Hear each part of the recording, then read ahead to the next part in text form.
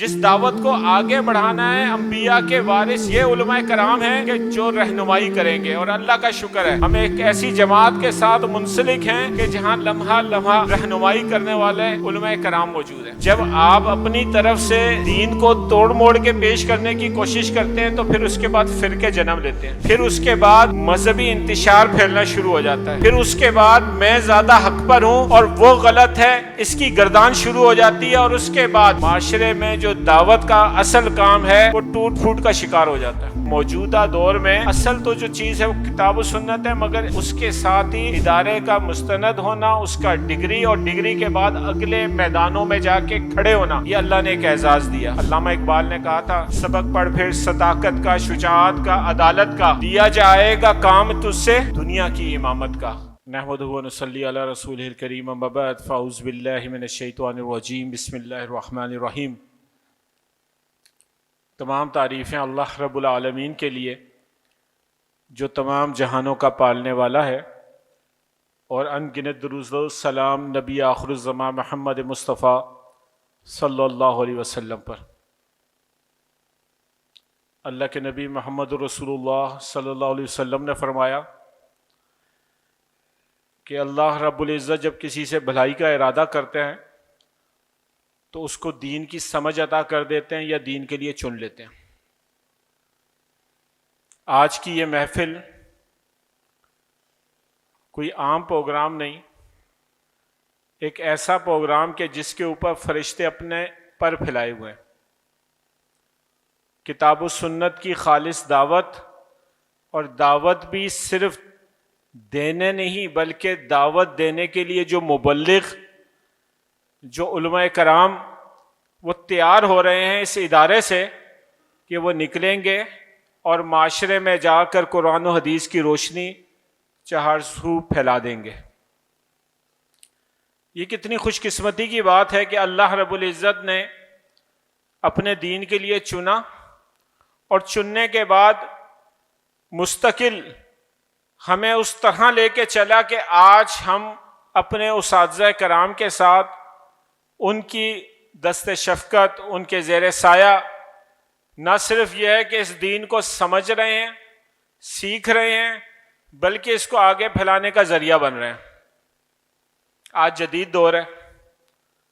ہر معاملے کے اوپر ایک بات کی جاتی ہے کہ یہ ڈاکٹر مستند ہے یا نہیں ہے، یہ انجینئر اس کے پاس کسی چیز کی ڈگری ہے یا نہیں ہے، یہ جو معاشرے کے اندر فلاں ذمہ داری اس کو دی جا رہی ہے یہ اس کا اہل ہے یا نہیں ہے۔ نیم حکیم معاشرے میں بہت ہیں۔ آپ کسی مجلس میں چلے جائیں اور وہاں پر کسی ایک بیماری کی بات کر لیں، آپ کو مجلس میں بیٹھا ہوا ہر شخص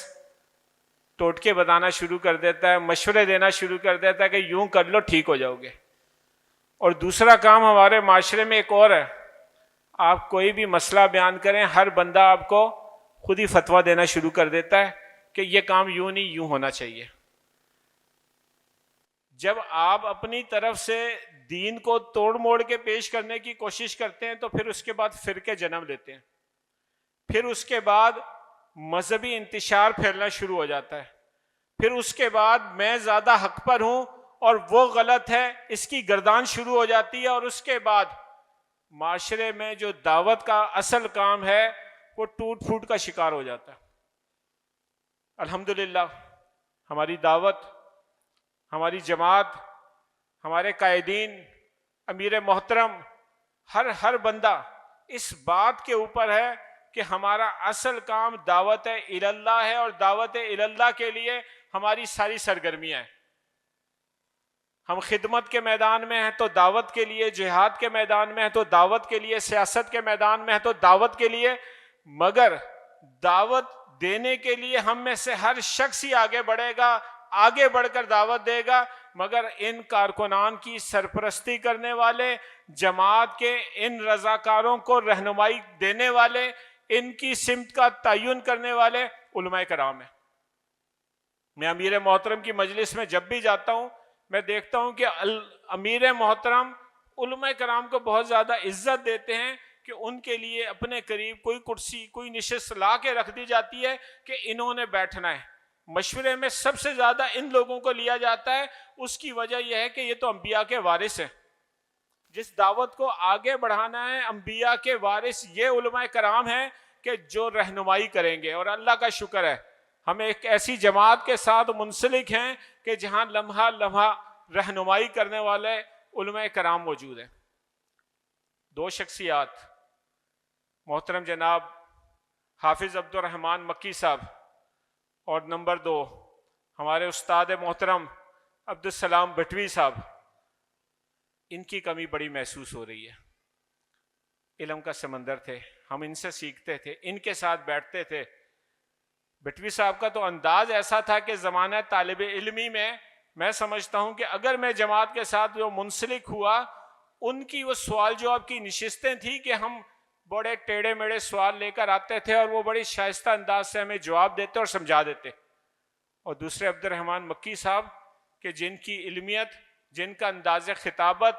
میں جب ان کے پاس آخری دنوں کی بات ہے، میں نے بات کی مکی صاحب سے، مکی صاحب موبائل نے ہمیں کتابوں سے دور کر دیا ہے، اب سارا دن موبائل کے ساتھ ہوتے ہیں، اور اگر ضرورت بھی پڑتی ہے تو سرچ کر لیتے ہیں، وہیں سے کوئی چیز نکال لیتے ہیں۔ میری صورتحال تو یہ ہے، آپ کی بھی ایسے ہی ہے، آپ نے بھی مطالعہ کوئی جوانی میں کیا ہوگا، اب آپ کیا کرتے ہیں؟ مکی صاحب کہنے لگے، ندیم میں تو جب بھی دورے سے واپس آتا ہوں نا، میں نے تو اپنا بیڈ ہی اپنے لائبریری میں لگا دیا ہے، میں زیادہ وقت لائبریری میں گزارتا ہوں۔ اور آج تیسرا نام، جامعہ دراسات الاسلامیہ، جس میں باپ جیسی شفقت رکھنے والے باوجود محمد یوسف صاحب، وہ بھی اس وقت ہمارے درمیان موجود نہیں۔ جب بھی کوئی تقریب، کوئی پروگرام، کوئی چیز ہوتی، سب سے زیادہ آگے سرپرستی کرنے والے وہ یہاں پر موجود ہوتے تھے، یہ لوگ موجود نہیں۔ مگر یہ اللہ کا دین ہے،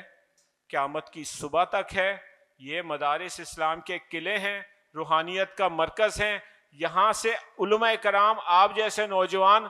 یہ یہاں سے تیار ہو کے نکلیں گے۔ اور اب اللہ نے اس ادارے کو جو اگلا فضیلت دے دی ہے نا، میں سمجھتا ہوں کہ موجودہ دور میں اصل تو جو چیز ہے وہ کتاب و سنت ہے، مگر اس کے ساتھ ہی ادارے کا مستند ہونا، اس کا ڈگری، اور ڈگری کے بعد اگلے میدانوں میں جا کے کھڑے ہونا، یہ اللہ نے ایک اعزاز دیا۔ علامہ اقبال نے کہا تھا، سبق پڑھ پھر صداقت کا، شجاعت کا، عدالت کا، لیا جائے گا کام تجھ سے دنیا کی امامت کا۔ آج ہم ایسے نوجوانوں کو تیار کرنے کی کوشش کر رہے ہیں کہ جو انشاءاللہ مسجد میں مصلی پر بھی امامت کریں گے، اور امت کی امامت کے لیے یہ جماعت اس وقت جن میدانوں میں کھڑی ہے، انشاءاللہ العزیز اس نظام کو، اس ملک کی بھاگ دوڑ کو بھی یہی علماء کرام انشاءاللہ تھامیں گے۔ اللہ رب العزت سے دعا ہے کہ اللہ رب العزت ہمارے ان ساتھیوں کو جو اس وقت اس مدرسے کے ساتھ منسلک ہیں، انہیں دنیا اور آخرت کی کامیابیوں سے نوازے، اور جن لوگوں نے اپنی اولاد، اپنے بیٹوں کو اس کام کے لیے وقف کیا ہے، میں تو کہتا ہوں کہ خوش نصیب وہ ہیں کہ جن کے بارے میں اللہ کے نبی محمد رسول اللہ صلی اللہ علیہ وسلم نے فرمایا تھا کہ مرنے کے بعد جن چیزوں کا اجر ملتا رہے گا ان میں نیک اولاد بھی ہے۔ اولاد کو ایک ایسے سفر کی طرف گامزن کر دینے کے بعد اگر وہ دنیا سے چلے بھی جائیں گے تو اولاد کا ہر عمل ان کے لیے صدقہ جاریہ ہوگا۔ اللہ رب العزت سمجھنے اور عمل کی توفیق دے، آمین، جزاک اللہ۔